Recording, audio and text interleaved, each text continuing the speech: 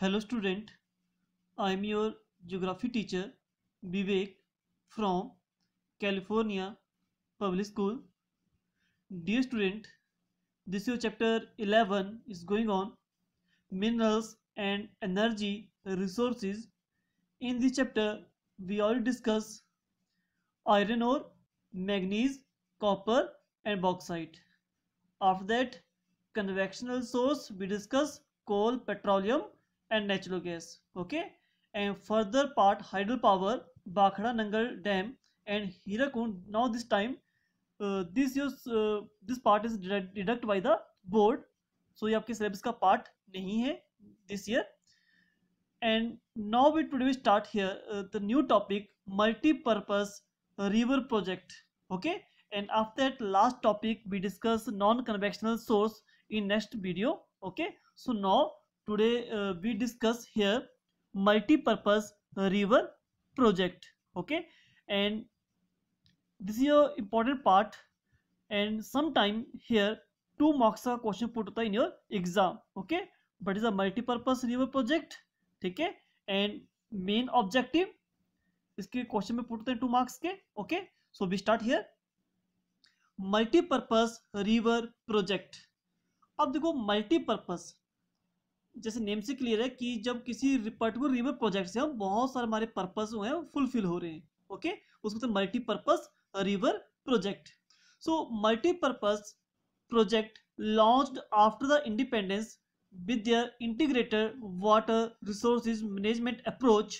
कि means multipurpose जो project start हुआ था आफ्टर द इंडिपेंडेंस और किसके थ्रू हुआ था, integrated water resources management approach के through. And were thought of as a vehicle. देखो आपका जो मल्टीपर्पज रिवर प्रोजेक्ट है वो कैसे वर्क करे, as a vehicle that would lead the nation.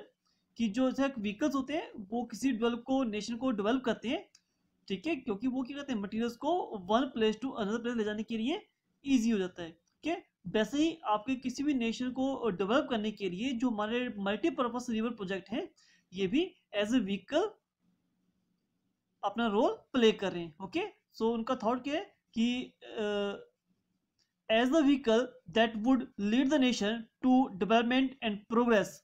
ठीक है, सेम वैसे ही आपके जो व्हीकल्स किसी कंट्री को डेवलप कर रहे हैं, प्रोग्रेस कर रहे हैं उसकी, सेम है आपकी जो मल्टीपर्पस रिवर प्रोजेक्ट है वो भी कंट्री को डेवलप करते हैं. Okay, overcoming the handicap of its colonial past.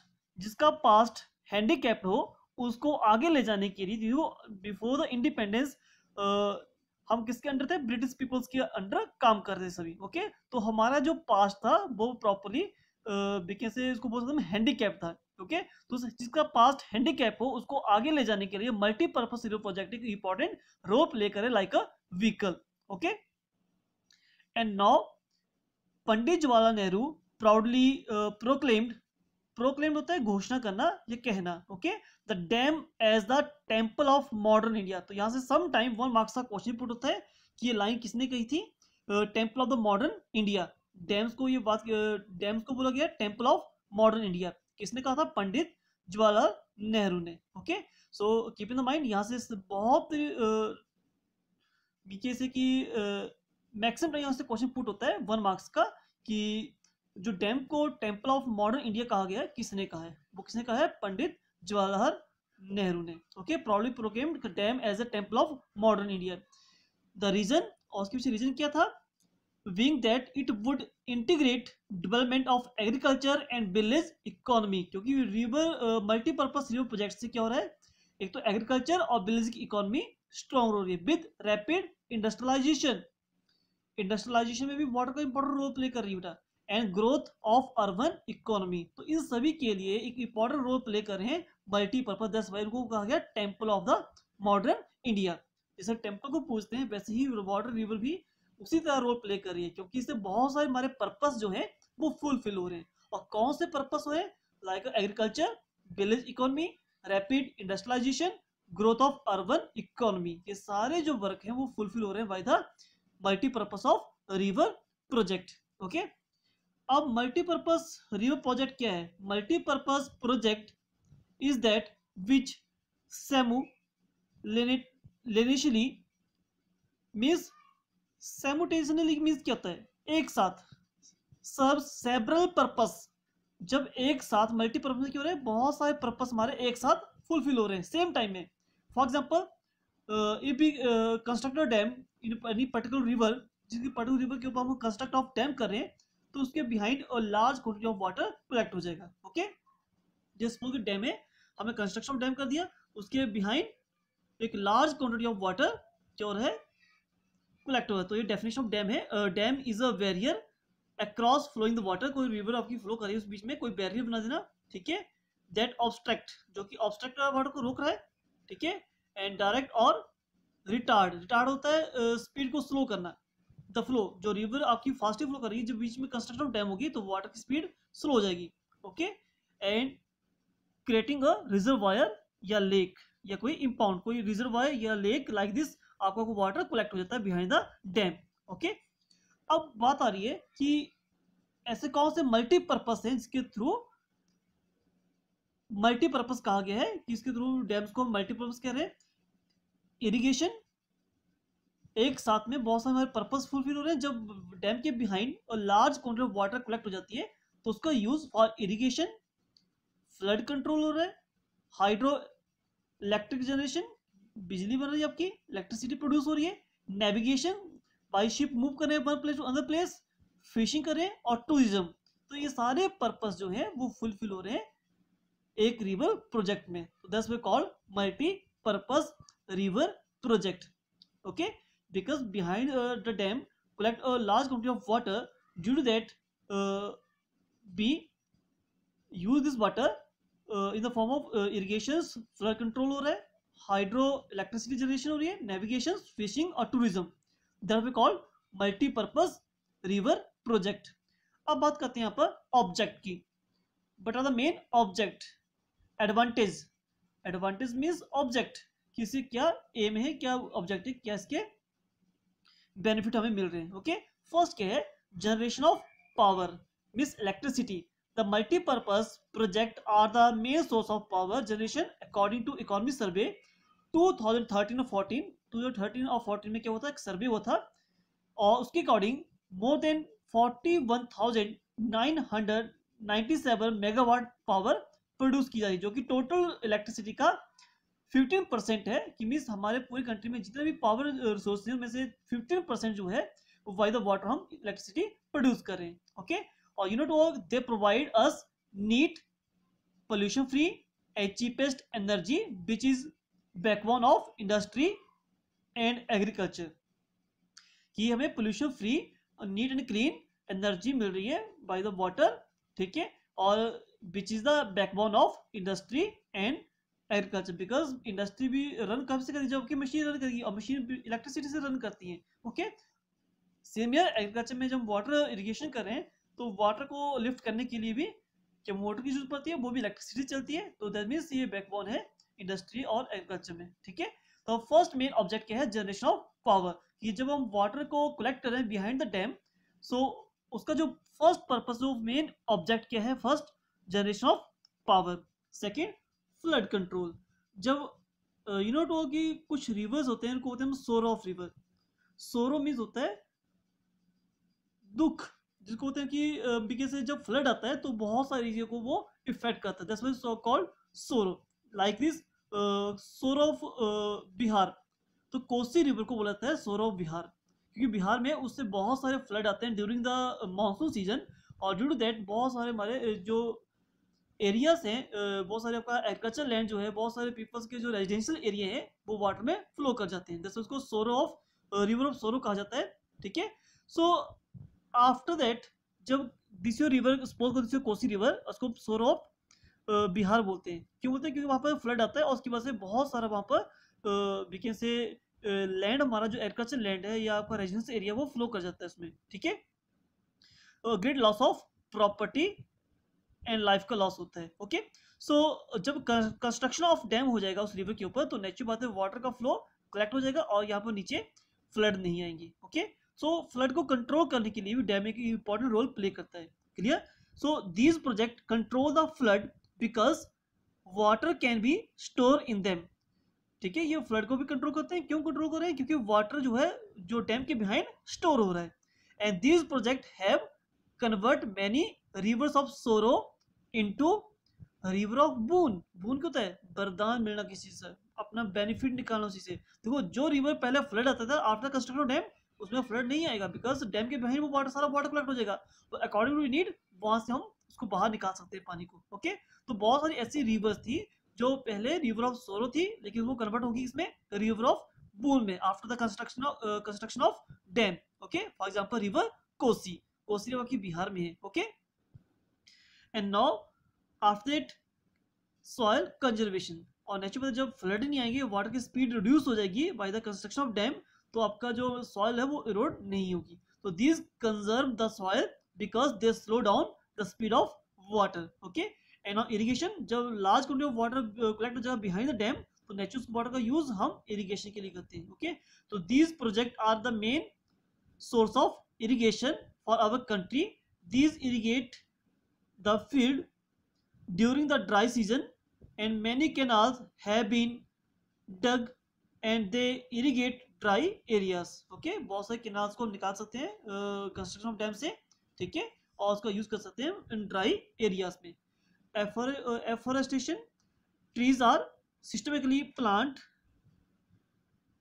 In the around the reservoir, जहां वाटर कलेक्ट हो रहा है उसके सराउंडिंग हम प्लांट को ग्रो कर सकते हैं, और उसकी ड्यू टू दैट हम प्रिजर्विंग करें वाइल्ड लाइफ और नेचुरल इकोसिस्टम को। After that, water navigations. So multi-purpose river valley project often provide for inland water navigation through the main river and canals. जब कंस्ट्रक्शन ऑफ डैम हो जाएगा तो वहां से एक रेगुलर हम रिवर निकाल सकते हैं one place to other place, और उसके थ्रू हम नेविगेशन भी कर सकते हैं। Clear? For example if we talk about Gobind Sagar lake in the Bhakra Nangal dam, ठीक है, तो वाखड़ा नंगल डैम जो है बॉर्डर ऑफ हिमाचल और पंजाब के बॉर्डर में, उसके बिहाइंड आपको वाटर कलेक्ट हुआ, उसका नाम है गोविंद सागर लेक। ठीक है, और ये जो लेक है नियर अबाउट 92 किलोमीटर एरिया में स्प्रेड है। ओके, तो 92 किलोमीटर एरिया में अगर वन प्लेस अदर प्लेस अगर हमने मूवमेंट करनी हो या कोई हैवी मटेरियल्स हमने वन प्लेस अदर लेके जाना हो, तो by the ship is the cheapest source होता है।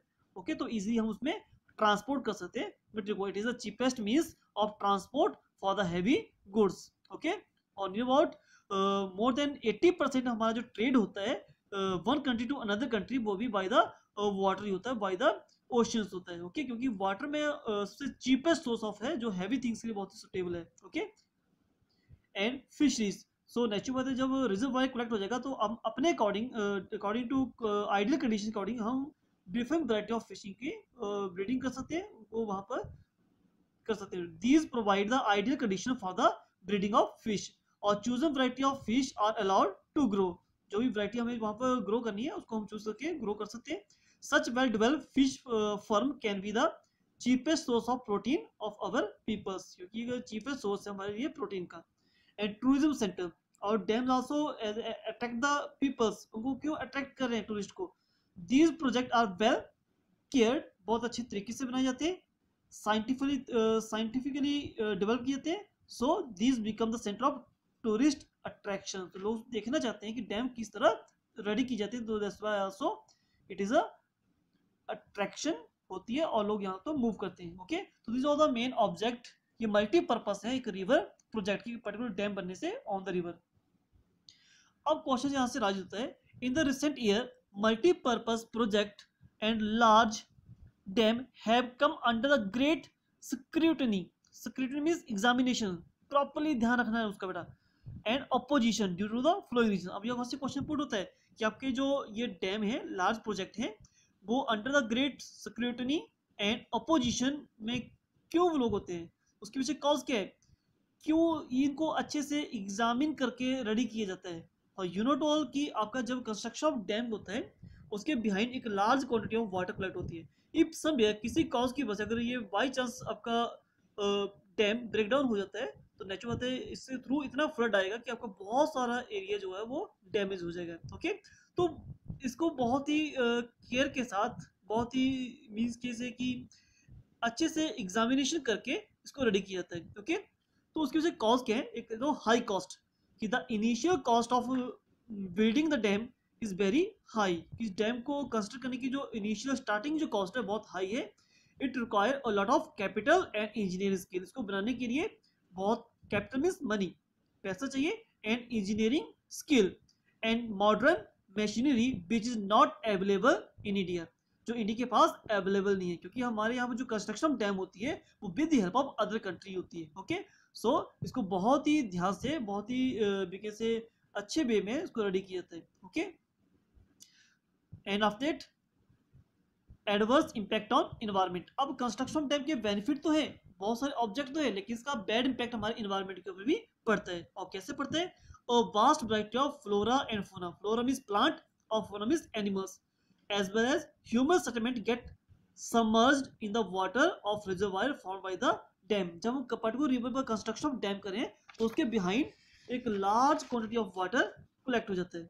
ओके, और जब एक large quantity of water collect हो जाएगा तो ड्यू टू दैट, अब आपको मैंने बताया कि आपके जो बाखड़ा डैम जंगल है उसके बिहाइंड 92 किलोमीटर में, तो वहाँ बहुत सारे रेजिडेंशियल एरिया थे, बहुत सारे एनिमल्स थे, बहुत सारे से प्लांट थे जो इस एरिया में थे, लेकिन after the collect of water उनको वहां से मूव करना पड़ा अनदर प्लेस के लिए। ठीक है, तो वही बातें हम लिखी है कि a vast variety of flora and fauna as well as human settlement get submerged in the water of reservoir form by them for the dam. Okay, and now adverse effect on the fertility of soil. इसका fertility के ऊपर भी soil पर effect होता है, क्योंकि आपने already 7 chapter में पढ़ा है कि alluvial soil the most fertile soil, और उसकी फॉर्मेशन होती है due the deposition work of reverse. जब रिवर में फ्लड आता है तो वाटर स्प्रेड होता है और वहां पर न्यू सॉइल डिपोज हो जाती है। जब कंस्ट्रक्शन ऑफ डैम हो जाएंगे तो आपके पास फ्लड आएगा नहीं, और फ्लड नहीं आएगा तो न्यू सॉइल की डिपोजिशन नहीं होगी, तो उसकी वजह से हमारी सॉइल की fertility day by day decrease होती जाती है। Okay, so the adverse effect on the fertility of soil due to construction of dam, there are no annual flood in the rivers, and because of this the soil of the downstream region does not get nutrient rich silt, this decrease the fertility of soil। Mean जब नीचे down area में नीचे से जहाँ dam construct dam उसके behind नीचे flood नहीं आएंगे, और नेचुरल बात है फ्लड नहीं आएंगे तो वहाँ पर न्यू सॉइल डिपॉजिट नहीं होगी। डिस्प्लेसमेंट ऑफ लोकल कम्युनिटीज, या सो मेन बैड इम्पैक्ट है कि जो पर्टिकुलर कम्युनिटी है, जो लोग वहां पर रह रहे हैं, आफ्टर कंस्ट्रक्शन ऑफ डैम को वहां से मूव करना पड़ रहा है दूसरे प्लेस की तरफ। इसका बेस्ट एग्जांपल आपके पास है टिहरी डैम। टिहरी डैम जो है ये इंडिया का सबसे हाईएस्ट डैम है इन उत्तराखंड, ये उत्तराखंड में है यहाँ पर। ठीक है, टिहरी डैम है, और टिहरी वहां पर एक्चुअली विलेज था, लेकिन आफ्टर कंस्ट्रक्शन ऑफ डैम उसको वहां से मूव करना पड़ा अनदर प्लेस के लिए। ठीक है, तो वही बात यहाँ लिख रही है कि the building of large dam result in the displacement of local community, क्योंकि जब एक लार्ज डैम की कंस्ट्रक्शन हो जाएगी उसके बिहाइंड वाटर कलेक्ट होना स्टार्ट हो जाएगा, तो वहां से लोगों को मूव करना पड़ेगा। So this local peoples often had to give up their land, livelihood and their meagre access and control over resources for a greater food of the nations. Means उनको एक तो अपना लैंड, अपना लाइवलीहुड प्लेस जो है वो छोड़ना पड़ेगा। ठीक है, मीगर मींस होता है बहुत ही लेस, कम एसेस, और जहां से वो अपने लिए और नेशन के लिए फूड ग्रो कर रहे हैं तो उस प्लेस को छोड़कर उनको लोगों को जाना पड़ेगा दूसरे प्लेस की तरफ। तो displacement of local communities. Okay, and now last point we discuss here now, change in the cropping pattern. और yes, very nice point. Day by day due to the water availability, peoples क्या कर रहे हैं कि अपने crops जो naturally grow हो रही है उसको चेंज करके एज ए कमर्शियल क्रॉप्स को ग्रो करें ताकि उनको अधिक से अधिक मनी गेट हो सके। सो बेस्ट एग्जांपल है इन पंजाब। अगर हम पंजाब के क्लाइमेट को देखें, according to climate, so rice वहाँ पर ग्रो नहीं हो सकते, बिकॉज यहाँ पर वाटर जो रेनफॉल होती है वो लेस देन 75 सेंटीमीटर होती है। ओके, सो और राइस के लिए क्या चाहिए? रेनफॉल टू मच चाहिए। ओके, सो लेकिन इसके साथ में क्या है, पंजाब में ट्यूबवेल सिस्टम्स अवेलेबल है, अंडरग्राउंड वाटर अवेलेबल है। ड्यू टू दैट वहां पर क्या कर रहे हैं हम, जहां पर राइस के लिए वो अकॉर्डिंग टू रेनफॉल जो क्लाइमेट है वो सुटेबल नहीं है, वहां पर हम क्या करें, राइस ग्रो करें। तो वही बातें हम लिखी कि change in the cropping pattern, कि multipurpose project are responsible for the providing assure means of irrigation to the farmers.